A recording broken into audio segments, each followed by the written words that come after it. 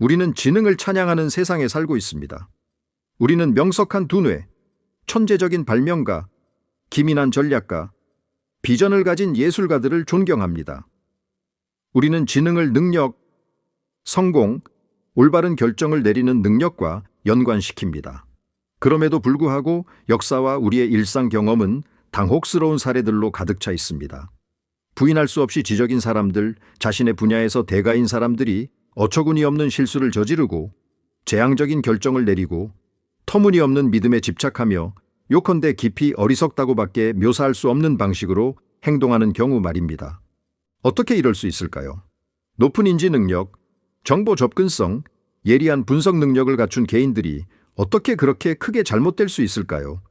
때로는 삶의 기본적인 영역이나 심지어 자신의 전문 분야 내에서도 말입니다. 이 역설은 흥미로운 호기심 이상입니다. 그것은 지식의 본질, 자기 인식, 그리고 사고 자체의 함정에 대한 근본적인 무언가를 건드립니다. 우리가 더 많이 알수록 또는 더 많이 안다고 생각할수록 특정 유형의 지적 맹점에 더 취약해질 수 있는 것 같습니다. 지능은 어리석음에 대한 완벽한 백신이 되기는커녕 특정 상황에서는 우리의 편견을 증폭시키고 선입견을 정당화하며 현실로부터 우리를 고립시키는 도구가 될 수 있습니다. 명석한 두뇌가 왜 이런 식으로 비틀거리는지 이해하려는 여정은 우리를 인지 심리학과 철학적 성찰의 매혹적인 길로 이끌며 이 탐구를 위한 중요한 출발점은 이제 널리 알려졌지만 그 함의를 아직도 밝혀내고 있는 현상입니다. 바로 더닝크루거 효과입니다. 자기 성찰의 여정을 준비하십시오. 왜냐하면 다른 사람의 실패를 검토하면서 우리는 필연적으로 우리 자신의 실패와 마주하도록 초대받기 때문입니다. 더닝크루거 효과는 사회심리학자인 데이비드 더닝과 저스틴 크루거가 1999년에 발표한 획기적인 연구 이후 대중어휘에 들어왔습니다.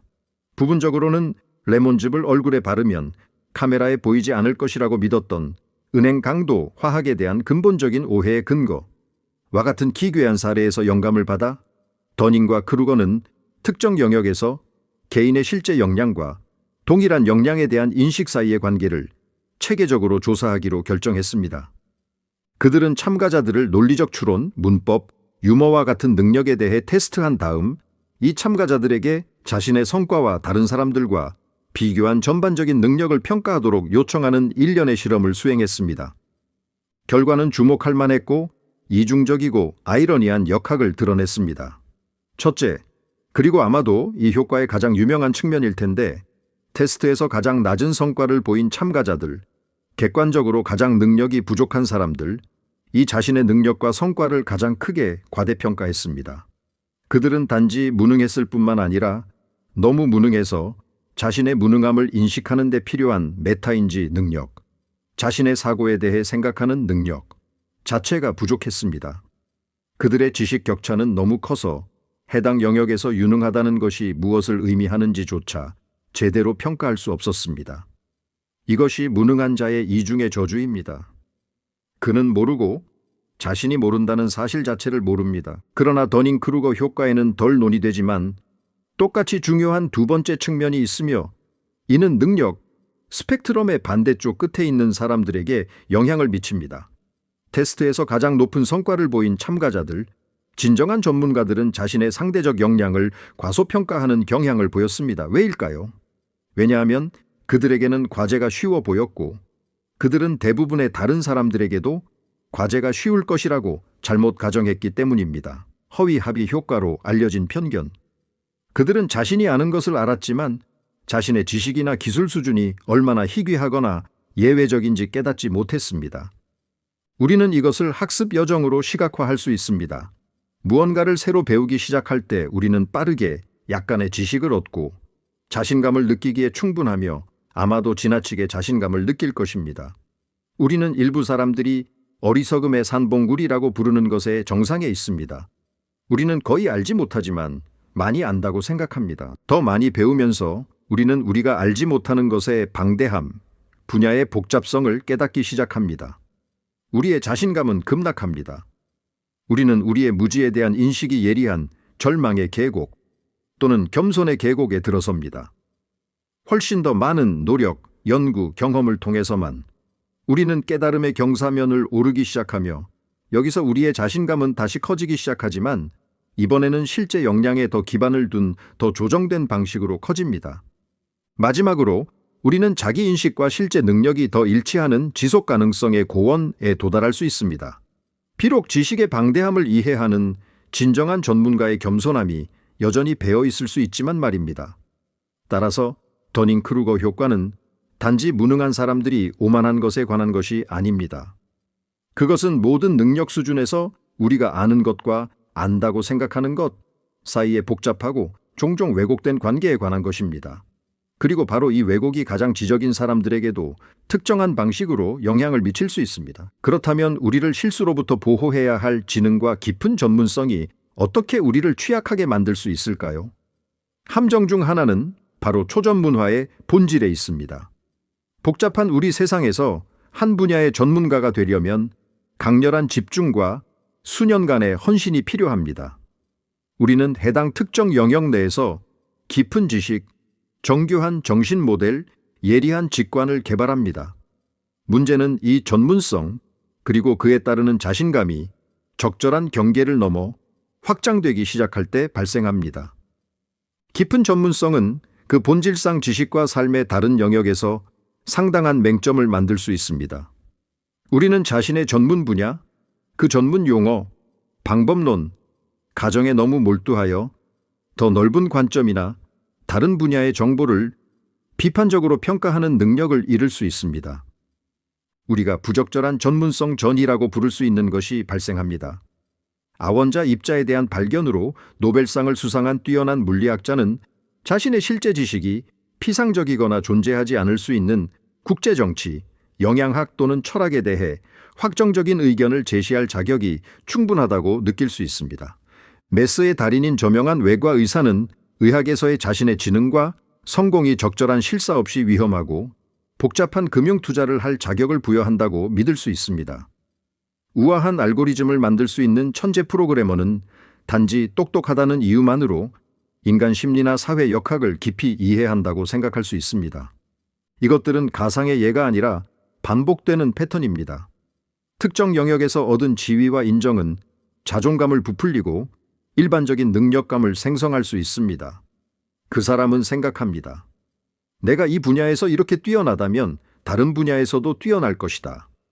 한 분야에서 숙달을 가능하게 한 지능은 다른 분야에서 잘못 적용되며 종종 재앙적인 결과를 초래합니다.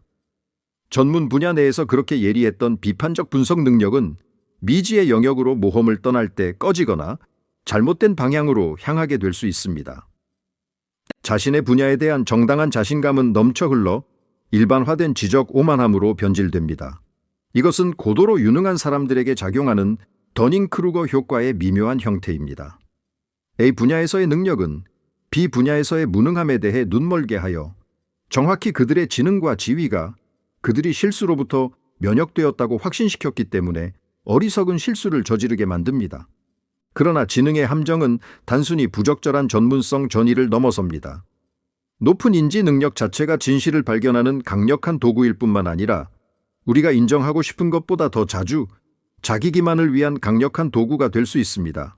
지적인 사람들은 복잡한 문제를 해결하는 데 더 뛰어날 뿐만 아니라 기존 신념에 대한 정교한 정당화를 구축하고 반대 증거에 직면했을 때도 입장을 방어하며 자신의 이익에 부합하거나 자존감을 보호하는 결정을 합리화하는 데에도 유난히 능숙할 수 있습니다. 동기화된 추론이라는 개념이 등장합니다.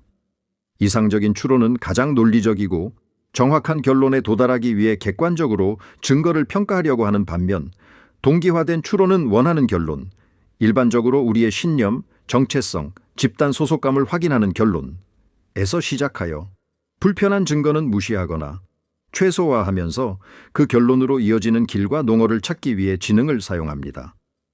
더 높은 언어 및 논리 처리 능력을 가진 더 지적인 사람들은 이런 종류의 정신체조에 특히 능숙할 수 있습니다. 그들은 더 정교한 주장을 구축하고 반대 주장에서 더 미묘한 결함을 찾으며 자신과 다른 사람들에게 더 설득력 있는 이야기를 엮어낼 수 있습니다. 이 모든 것은 소중한 신념이나 투자된 정체성을 보호하기 위한 것입니다. 인지심리학 연구는 이러한 현상을 반복적으로 보여주었습니다. 예를 들어 수리 능력이 더 높은 사람들은 데이터가 자신의 정치적 신념을 확인할 때 데이터를 올바르게 해석하는 데 더 능숙할 수 있지만, 데이터가 자신의 입장에 도전할 때 동일한 능력을 사용하여 데이터를 왜곡하거나 거부할 수 있습니다.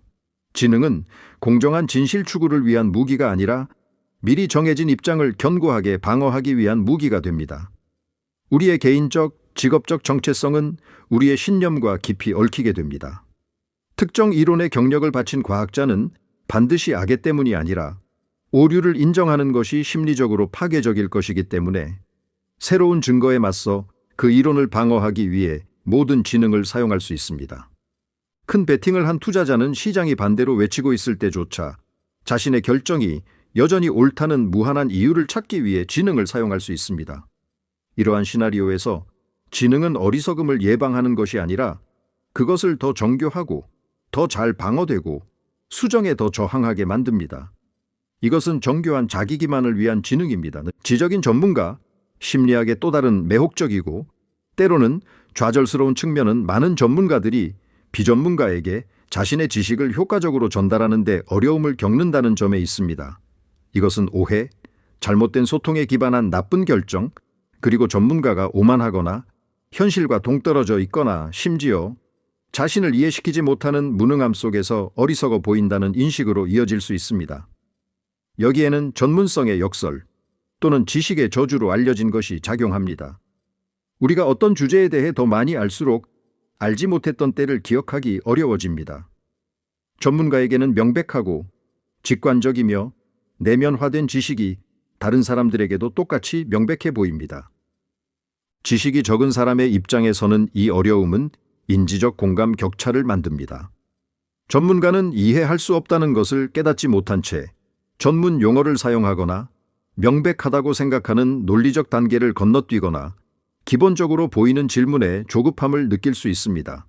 그 결과 소통은 실패합니다.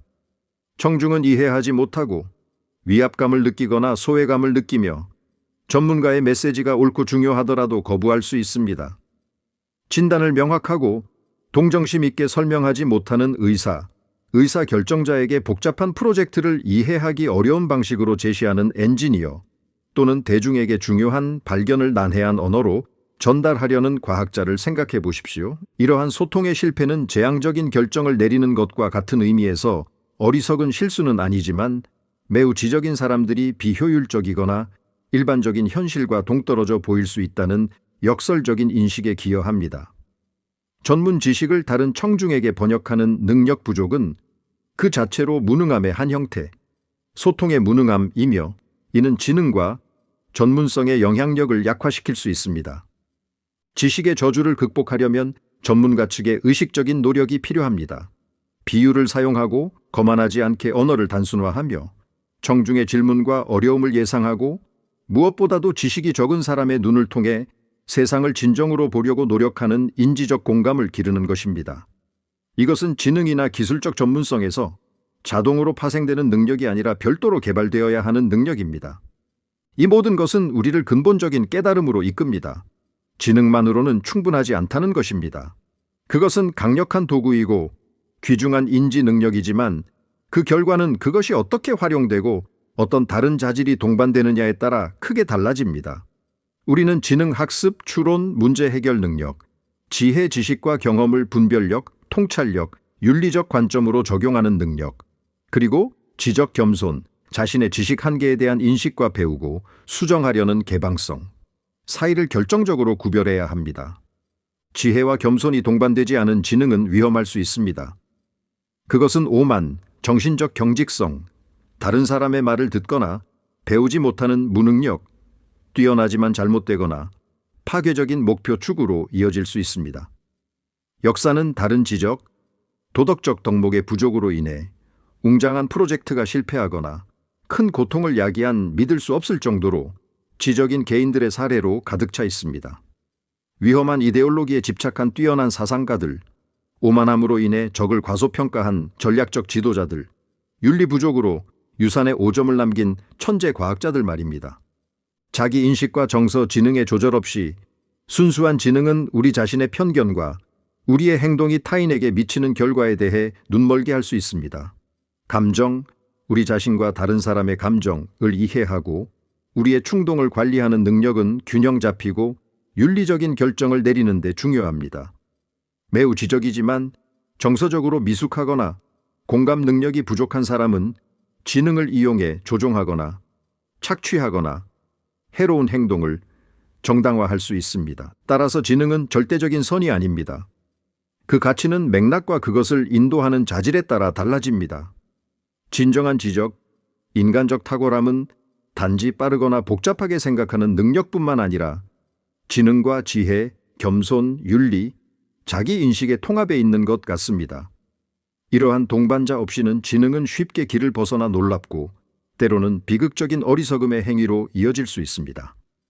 동반자 없는 지능이 오류와 오만의 원천이 될 수 있다면 해독제는 무엇일까요? 답은 지적 겸손을 적극적으로 기르는 데 있는 것 같습니다. 이것은 거짓 겸손이나 자신의 능력을 부정하는 것이 아니라 근본적인 인식론적 태도입니다. 즉, 우리 지식의 한계에 대한 정직하고 정확한 인식, 우리의 오류 가능성에 대한 인식, 우리가 틀릴 수 있다는 가능성을 고려하려는 의지, 그리고 새로운 증거와 다른 관점에서 배우려는 진정한 개방성입니다. 지적 겸손은 종종 잘못 조정된 지능을 동반하는 오만함의 반대입니다. 그것은 지속적인 학습과 더 현명한 의사결정의 기초입니다. 특히 우리 자신을 지적이라고 생각하거나 다른 사람들이 그렇게 생각하는 경우 이 필수적인 자질을 어떻게 기를 수 있을까요? 이것은 수동적인 과정이 아닙니다. 의식적인 노력과 의도적인 연습이 필요합니다. 그것은 진정한 호기심을 개발하는 것에서 시작됩니다. 단지 우리의 관심 분야뿐만 아니라 우리의 견해에 도전하는 아이디어와 사람들을 포함하여 세상 전반에 대한 호기심 말입니다. 그것은 단지 확인하는 것을 찾는 대신 확증 편향과 싸우면서 우리가 선호하는 가설을 반증할 수 있는 증거를 적극적으로 찾는 것을 의미합니다. 그것은 다른 사람들, 특히 우리가 동의하지 않는 사람들의 말을 진정으로 경청하고 그들의 주장을 반박하기 전에 그들 자신의 관점에서 이해하려고 노력하는 능력을 요구합니다. 지적 겸손을 기르는 것은 또한 무지를 인정하는 용기를 포함합니다. 모르겠다고 말하는 것은 약함의 표시가 아니라 지적 정직함의 표시이자 학습의 출발점으로 여겨져야 합니다. 그것은 다양한 관점의 가치를 인정하고 다른 경험과 지식을 가진 사람들이 우리가 보지 못하는 현실의 측면을 볼 수 있음을 인식하는 것을 의미합니다.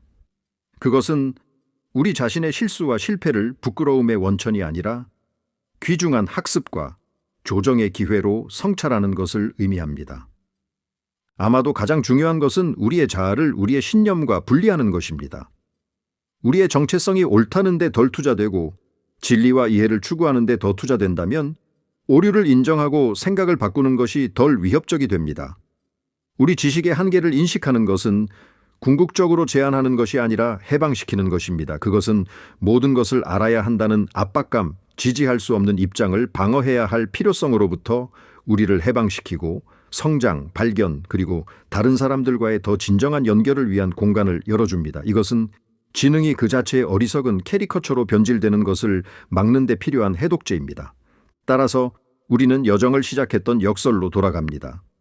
지능은 양날의 검으로서 계몽과 맹목, 놀라운 업적과 기념비적인 오류 모두를 가능하게 합니다. 더닝크루거 효과는 우리의 자기인식이 능력의 양극단에서 어떻게 잘못될 수 있는지 보여줍니다. 초전문화는 맹점과 넘쳐 흐르는 오만함을 만들 수 있습니다. 인지 능력 자체는 동기화된 추론을 통해 정교한 자기 기만에 사용될 수 있습니다. 그리고 지식의 저주는 우리를 고립시키고 효과적인 소통을 방해할 수 있습니다. 시험이나 성취로 측정된 지능 수준에 관계없이 우리 중 누구도 이러한 함정에서 면역되지 않습니다. 그러므로 핵심은 더 많은 순수한 지능을 추구하는 것이 아니라 자신감과 겸손 사이의 섬세한 균형을 기르는 것 같습니다. 우리의 능력을 신뢰하여 행동하고 탐험하고 잘 근거된 신념을 방어할 만큼의 자신감. 그러나 우리의 지식은 항상 불완전하고 우리의 관점은 제한적이며 우리는 오류를 범할 수 있고 특히 우리와 다르게 생각하는 사람들로부터 배울 것이 항상 더 많다는 것을 인식할 만큼의 겸손. 지적 여정은 절대적인 확신 상태에 도달하는 것이 아니라 지속적인 학습, 질문, 그리고 현실에 대한 우리의 신념을 조정하는 과정에 관한 것입니다. 이 영상은 이 복잡한 영역을 탐구하려는 시도였습니다. 판단하기보다는 이해하고 어쩌면 더 큰 자기 인식을 불러일으키기 위한 것입니다. 지능의 함정과 지적 겸손의 중요성에 대한 이 성찰이 어떤 자기 성찰을 불러일으켰다면, 당신 자신의 확신과 가능한 맹점에 대해 생각해 보게 만들었다면 당신의 생각을 공유해 주시기를 간절히 바랍니다. 당신의 삶이나 지식의 어떤 영역에서 실제 역량보다 더 많은 자신감을 가졌거나 가졌던 적이 있다고 생각하십니까? 댓글을 남기는 것은 귀중한 자기 분석 연습이 될 수 있으며 다른 사람들에게 영감을 줄 수 있습니다. 그리고 물론 이 콘텐츠가 유용하거나 흥미로웠다고 생각하신다면 좋아요를 누르는 것을 잊지 마십시오. 우리가 논의한 내용에 비추어 생각할 수 있듯이 우리의 허영심 때문이 아니라 당신의 좋아요가 알고리즘이 이 성찰로부터 혜택을 받을 수 있는 더 많은 사람들에게 이 영상을 보여주는데 정말로 도움이 되기 때문입니다. 그리고 당신이 이러한 철학적, 심리적 탐구가 특별한 가치가 있다고 느끼시고 저희가 계속 제작할 수 있도록 채널을 지원하고 싶으시다면 슈퍼 감사는 언제나 깊이 감사드리며 실질적인 차이를 만듭니다. 우리 모두 지식과 이해를 추구하는 과정에서 진정한 지능의 표시는 아마도 오류의 부재가 아니라 그것을 인식하고 그것으로부터 배우고 새로워진 지혜와 힘들게 얻은 겸손으로 나아가는 능력임을 기억할 수 있기를 바랍니다. 왜냐하면 2000년 이상 전에 서양 철학의 아버지 중 한 분이 지적 겸손이라는 바로 그 개념의 기초를 놓으면서 우리에게 상기시켜 주셨듯이 말입니다. 나는 내가 아무것도 모른다는 것만 안다. 소크라테스.